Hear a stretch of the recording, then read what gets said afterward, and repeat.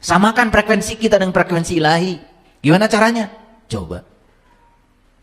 Wujudkan sifat-sifat ilahi dalam diri.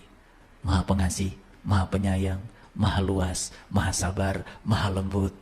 Wujudkan coba. Itu namanya tuning. Jadi frekuensi kita disamakan dengan frekuensi ilahi. Makanya siaran dari Allah selalu terdengar di sini. Ketangkep tuh suaranya. Nah, dekat dan jauh dengan Allah itu bukan soal jarak. Karena Allah itu tidak berjarak. Dekat dan jauh dengan Allah itu adalah kesamaan frekuensi. Makanya Asmaul Husna itu bukan dihafalkan. Asmaul Husna itu diwujudkan dalam tindakanmu. Makanya hidup tidak jelas. Takut menghadapi kehidupan. Takut menghadapi kematian. Banyak uang, susah. Komo tuh bukan duit. Sehat, susah. Komo gering. Betul? Rumah besar, susah. Tidak bahagia. Apalagi ketika tidak punya rumah. Bayangkan.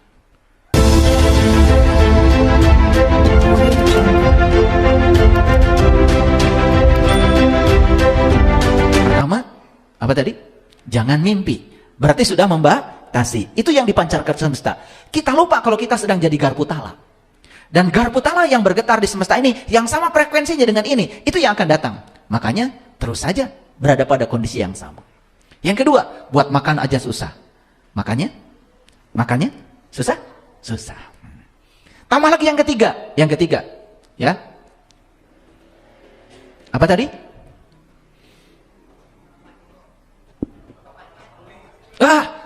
Bapakmu cuma kuli. Ya bapaknya kuli terus.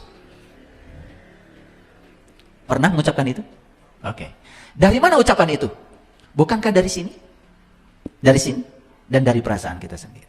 Bayangkan, setiap hari kita terus-menerus bergulat dengan itu.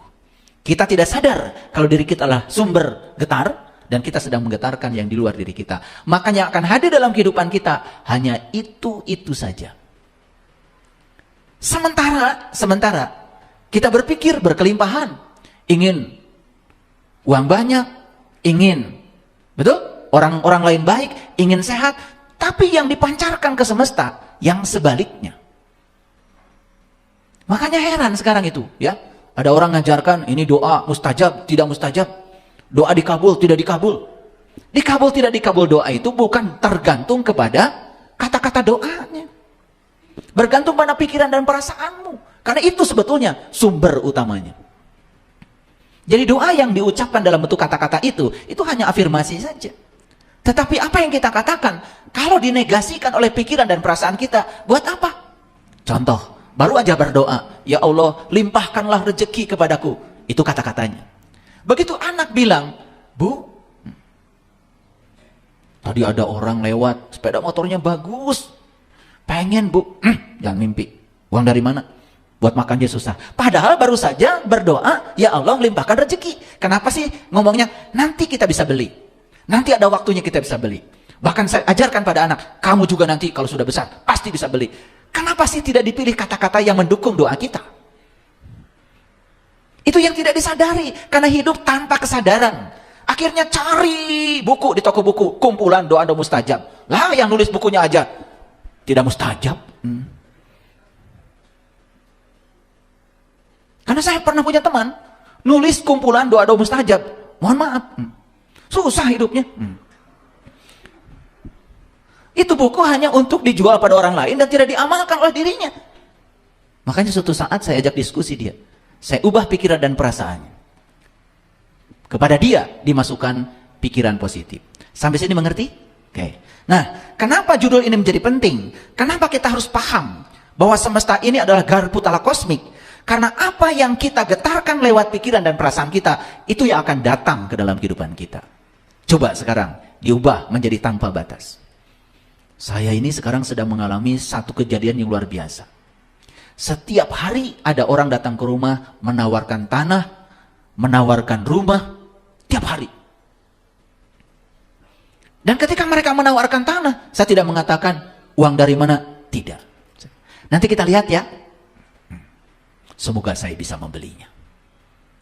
Ya keluarkan aja kata-kata itu. Daripada, wah Pak, punten, boro-boro beli tanah Pak. Kau tuang oge sesah. Nah. Jadi bagaimana? Keimanan kita adanya di mana? Katanya Allah bersama kita. Lebih dekat daripada urat nadi leher kita. Dia maha segalanya. Dia maha kaya. Dia maha luas. Dia maha kuasa. Dia maha segalanya. Tapi Allah yang ada dalam diri kita pun oleh kita direndahkan dengan kata kita sendiri. Kita selama ini tidak sadar kalau kita telah menciptakan berbagai macam keterbatasan. Saya kalau berangkat sama istri saya, nih istri saya itu yang paling cantik. Nih istri saya. Kenalkan istri saya. Gak pernah. Kita makan di mana? Gak pernah. Ya yang penting makanlah. Gak pernah. Gak pernah. Karena tubuh ini istimewa. Tubuh ini mewah. Dan tubuh ini adalah amanah yang diberikan Allah yang harus dijaga. Maka tubuh ini kasih makanan yang bagus. Makanya saya sering bilang sama keluarga, sama anak-anak, nanti kita cari di dekat sini restoran yang paling bagus apa ya? Gitu. Di dekat sini hotel yang paling bagus untuk menginap, hotel mana ya? Sekarang ini kan info tentang makanan, restoran, hotel, semuanya sudah ada. Buka keterbatasannya. Ada saya punya teman, mau makan, itu gak makan-makan. Muter aja, cari yang murah. Karena dia sudah terbiasa dengan keterbatasan, tidak memantaskan diri. Coba, saya sering bilang, kalau ada baju bagus, mahal, jangan berkata, ah mahal. Jangan. Nanti balik lagi ya, saya ambil kamu. Imajinasikan dan rasakan seakan-akan baju itu sudah kita pakai. Pasti ada uangnya untuk beli itu. Dengarkan kata-kata saya. Karena kita sering membatasi. Apalagi kita sudah negatif. Begitu lihat angka yang nempel di baju itu. Wah mahal, perampokan ini. Tuh. Sudah mahal perampokan. Kata perampokan itu sudah membuktikan bahwa kita sama sekali tidak apresiasi terhadap karya orang. Kalau saya begitu lihat batik yang bagus, duh hebat orang ini. Bikin batik seindah ini. Dan orang ini tidak mungkin bisa batik seindah ini kalau tidak ada daya dalam dirinya, tidak ada kekuatan positif dalam dirinya. Yang tiada lain adalah Allah. Maka saya melihat batik bukan sekedar karya manusia, tapi karyanya Allah. Jadi kalau itu karya Allah, saya wajar kalau menghargainya tinggi. Makanya saya tidak pernah lihat angkanya berapa. Saya pasti bisa beli. Coba begitu. Hidup itu keren.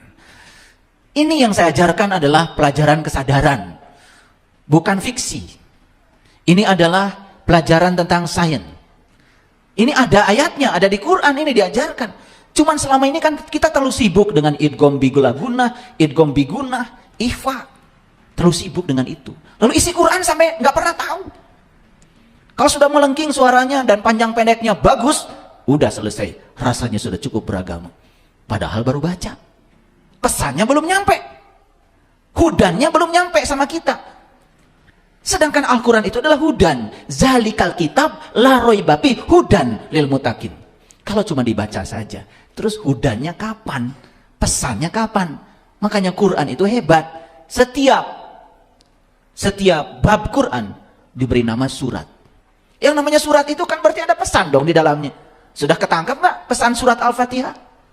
Kenapa 7 ayat? Kenapa huruf pertamanya ba? Kenapa huruf terakhirnya nun? Kenapa di surat Al-Fatihah ada kata-kata ihdinas siratal mustaqim? Apa siratal mustaqim? Katanya siratal mustaqim itu jalannya orang yang dapat nikmat. Siapa yang dapat nikmat itu? Apa nikmat kata Quran? Sudah ketangkap belum? Tuh. Kalian sibuk membaca setiap hari sampai pesannya tidak tahu. Padahal itu Al-Fatihah. Al-Fatihah itu pembuka. Luar biasa ya. Surat kedua Al-Baqarah. Sudah ketangkap pesannya? 286 ayat itu. Coba. Dari mulai alif, lam, mim. Apa pesannya? Zalikal kitab.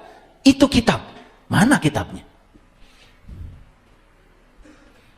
Kan waktu Rasulullah menerima ayat itu, Quran yang berwujud sekarang itu kan belum ada.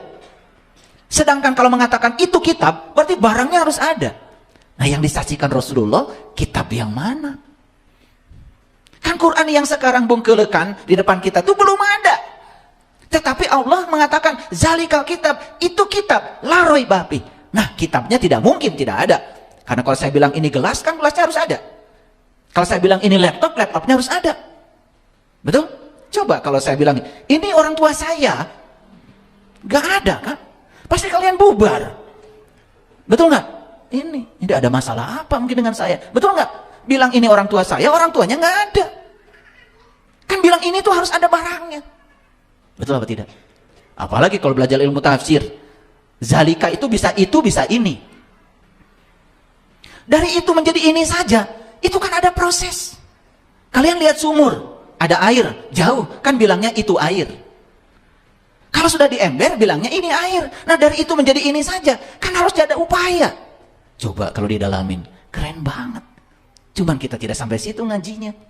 Pokoknya, kalau da, ada titiknya, zalika. Kalau sudah benar mengucapkannya, baru disebut sudah beragama. Belum, kita baru bisa meniru cara orang Arab melafalkan itu. Tapi pesannya apa? Coba, hudan lil mutakin, petunjuk bagi orang yang bertakwa. Pernah nanya siapa yang bertakwa itu? Tidak bisa langsung mengklaim saya. Ntar dulu, lihat penjelasan orang yang bertakwa di Quran. Siapa? Gitu gak ngajinya? Gak gitu. Makanya apa? Ya nasibnya juga gitu-gitu aja. Hidupnya juga gitu-gitu aja. Bahkan masalahnya pun itu-itu saja. Keluhannya itu-itu saja. Aduh, tidak kreatif hidup. Masalah aja itu-itu aja. Atau bikin masalah yang baru. Oke, lanjut ya. Sudah paham ya judulnya? Saya tunjukkan ini gambar. Ini garpu tala yang satu, itu adalah sumber getarnya. Garpu tala yang kedua, ini garpu tala yang lain. Cuman frekuensinya sama. Ternyata gelombang dari garpu tala satu bisa ditangkap oleh garpu tala dua. Kenapa? Sama frekuensinya. Jadi kalau saya memancarkan gelombang lewat otak saya dan perasaan saya, dan yang dipancarkan yang negatif, garpu tala mana di semesta ini yang akan bergetar? Yang sama frekuensinya. Yang sama frekuensinya. Tetapi kita selama ini tidak jujur. Kita mengira yang datang dalam kehidupan kita itu seakan-akan didatangkan oleh Allah. Tidak, yang mendatangkan kamu sendiri. Allah itu hanya Rabb al-Alamin. Dia adalah kehadiran, dia adalah keberadaan. Allah hanya menunggu apa yang kamu pancarkan. Maka Allah bilang, aku bergantung kepada sangkaan kamu. Aduh, memahami hadis itu aja dari dulu gak lulus-lulus. Saya juga gak ngerti, kalian tuh sibuknya apa? Padahal Nabi Muhammad bilang, tafakur sejenak jauh lebih mulia daripada sholat sepanjang malam. Itu hadis. Tafakur sebentar jauh lebih mulia daripada sholat sepanjang malam. Bukan berarti bahwa Nabi Muhammad menyepelekan sholat. Bukan. Kamu sholat juga gak ngerti tujuannya, tidak akan mencapai tujuan sholat. Jadi artinya Nabi Muhammad menitik beratkan, apapun yang kamu lakukan, pikirkan heula. Pahami dulu. Kita ini selama ini terlalu sibuk mengamalkan sesuatu yang sebetulnya kita sendiri tidak paham. Makanya di Quran disebut manusia yang semacam itu manusia yang rugi. Rugi itu banyak aktivitasnya, tetapi tidak berbuah. Paham sampai sini? Jadi garpu tala yang sebelah kiri itu sumbernya. Yang kanan, yang lain. Yang bisa digetarkan oleh sumber itu. Kenapa bergetar yang kanan? Satu frekuensi. Nih, coba perhatikan dalam hidup. Tukang gosip, pasti. Pasti temannya tukang gosip lagi. Coba lihat aja. Kalau nggak percaya sama saya. Orang yang mikirnya negatif, itu akan dikumpulkan dengan mereka yang negatif. Karena sama frekuensi. Coba, tukang ngeluh. Pasti ketemu lagi dengan tukang ngeluh. Tukang curhat.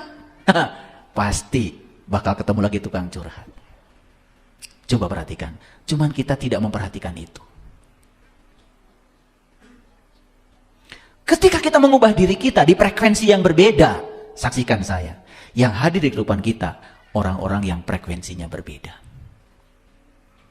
Makanya coba perhatikan, ketika kalian dulu butuh guru ngaji, supaya bisa ikro 1, ikro 2, ikro 3, ikro 4, ikro 5, ikro 6. Yang akan hadir pasti guru ikro. Setelah ikro selesai, kemudian kalian menganggap sudah selesai belajar agama. Ya sudah, selesai sampai di situ. Tapi yang punya kebutuhan lain, saya ingin belajar ilmu hakikat, ilmu torikat, ilmu ma'rifat. Di kebutuhan itu, karena dia berada di frekuensi yang berbeda, akan hadir guru-guru yang berbeda. Perhatikan aja. Perhatikan aja. Siapa yang menarik itu? Kita sendiri. Makanya mengubah nasib berarti mengubah pikiran dan perasaan. Oke, lanjut. Gambar apa ini? Yang sebelah kiri gambar pemancar. Yang sebelah kanan gambar radio. Nih, supaya radio ini bisa menangkap siaran, apa yang harus dilakukan? Pertama, radionya harus ada baterainya. Itu dulu. Betul? Iya dong, harus hidup. Lah nggak ada baterainya? Jadi kita harus hidup. Saya mau nanya dulu, kalian hidup apa tidak?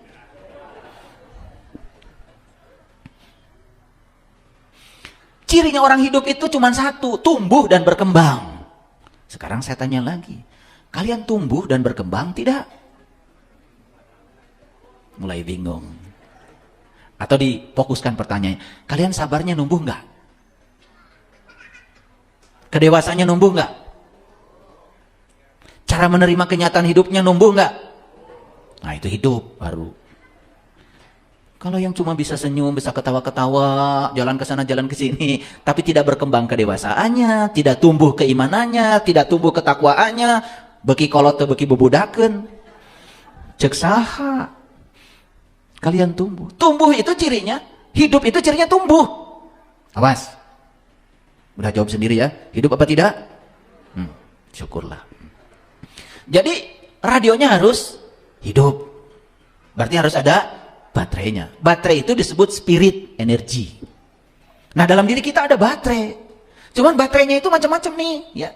Ada yang lemah, ada yang kuat sedikit, ada yang super kuat baterainya. Itu spirit. Spirit itu semangat hidup. Makanya kalau bangun pagi sudah baut, kemurungsung, marah-marah, itu karena tidak mengerti hidup. Memandang dunia ini sebagai tempat yang suram. Orang yang semacam ini, ya suram terus hidupnya. Karena dia tidak bisa memandang dunia sebagai tempat yang banyak peluang, banyak probability. Indah dunia ini. Makanya kalau saya bangun pagi itu, setelah saya berterima kasih kepada sang pemilik semesta ini. Sebelum bertemu dengan yang lain-lain, pertama yang saya temui ya beliau dulu. Setelah itu kemudian saya meditasi. Saya berterima kasih pada tubuh saya. Dari ujung rambut saya bilang terima kasih kepala, terima kasih rambut, kamu keren. Terima kasih mata, kamu terus melayani, melihat keindahan semesta ini. Terima kasih telinga, keren kamu. Terima kasih hidung, terima kasih gigi. Makanya gigi saya sekarang usia saya 58 tahun, gak ada yang bolong. Karena setiap hari saya rawat, saya ucapkan terima kasih. Saya ucapkan terima kasih pada jantung, pada semua. Cukup? Belum cukup. Saya minum air, kemudian saya olahraga. Tiap hari saya olahraga 30 menit. Ya, harus dirawat tubuh ini. Baru sarapan pagi yang sehat. Udah, setelah sarapan, terima kasih semua makanan. Kamu telah menjadi energi dalam tubuhku. Dan energi ini akan aku gunakan untuk melakukan usaha. Apa usahanya? Ya udah, seperti ini. Saya datang ke sini. Ya, menyebarkan kesadaran. Hidup indah, selalu setiap bangun pagi itu penuh sukacita, meletup-letup. Batin ini meletup-letup, rasa ini meletup-letup. Makanya seharian itu tidak pernah ada yang tidak ajaib. Semuanya menakjubkan, semuanya keren. Saya bisa bertemu Bapak Ibu di tempat ini, menakjubkan bagi saya. Karena pertemuan ini mahal.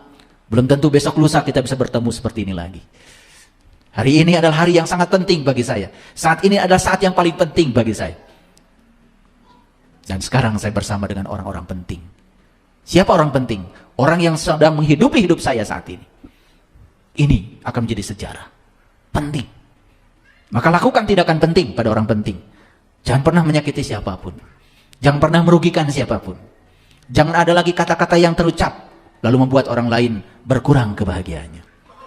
Coba jaga, riksa, waspada kemanapun kita pergi. Kalau punya uang di rumah, penuhi sakunya dengan uang. Di jalan, bagi. Bagi. Coba rasakan keajaibannya. Luar biasa. Oke, lanjut dulu. Yang sini pemancar, yang sini radio. Kapan radio ini bisa menangkap siaran dari pemancar? Satu, radionya harus hidup. Yang kedua, radionya harus diubah frekuensinya. Mau menangkap siaran dari radio mana? Pasti dicuning namanya. Betul? Nah, dicuning itu artinya disamakan frekuensinya. Makanya ketika dicuning pada frekuensi tertentu, maka yang ditangkap itu adalah siaran dari radio tertentu, bukan dari tempat yang lain. Sama, kita mau menangkap frekuensinya ilahi, tuning. Samakan frekuensi kita dengan frekuensi ilahi. Gimana caranya? Coba. Wujudkan sifat-sifat ilahi dalam diri. Maha pengasih, maha penyayang, maha luas, maha sabar, maha lembut. Wujudkan coba.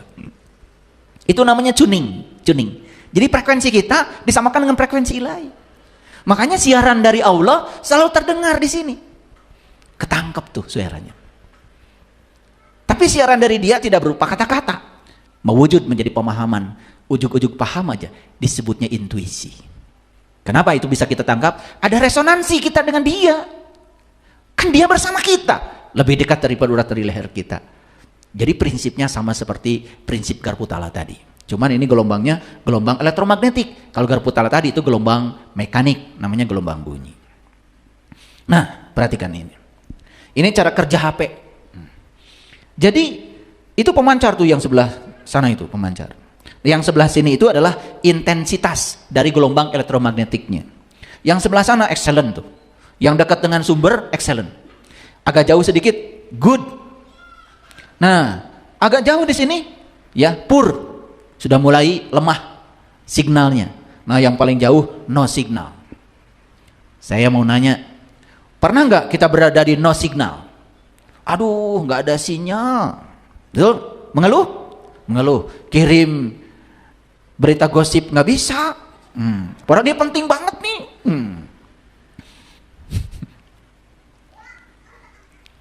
HP kita saja kalau di luar jaringan, out of network, gak bekerja, gak bisa nerima WA, gak bisa nerima video, karena di luar jaringan.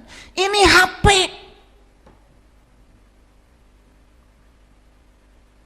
Makanya harus dekat dengan sumber. Maaf ya. Maaf.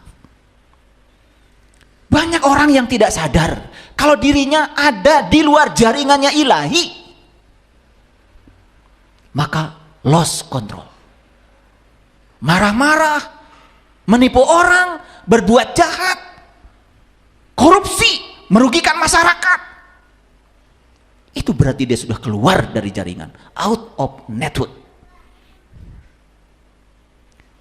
HP Anda aja yang merana kalau keluar dari jaringan. Pertanyaan saya, saat kalian keluar dari jaringan ilahi, merana apa tidak? Merana apa tidak? Kering, kerontang, sholat sudah, ngikutin banyak orang, gak tahu ilmunya. Puasa sudah, ngikutin banyak orang, gak tahu ilmunya. Haji sudah, umroh berkali-kali, baca syahadat setiap saat, gak ada dampak, gak resonansi, out of network. Makanya hidup tidak jelas, takut menghadapi kehidupan, takut menghadapi kematian. Banyak uang, susah, komo teboga duit. Sehat, susah, komo gering. Betul? Rumah besar, susah, tidak bahagia. Apalagi ketika tidak punya rumah. Bayangkan, bahagia hanya angan-angan. Kenapa? Gak tahu ilmunya.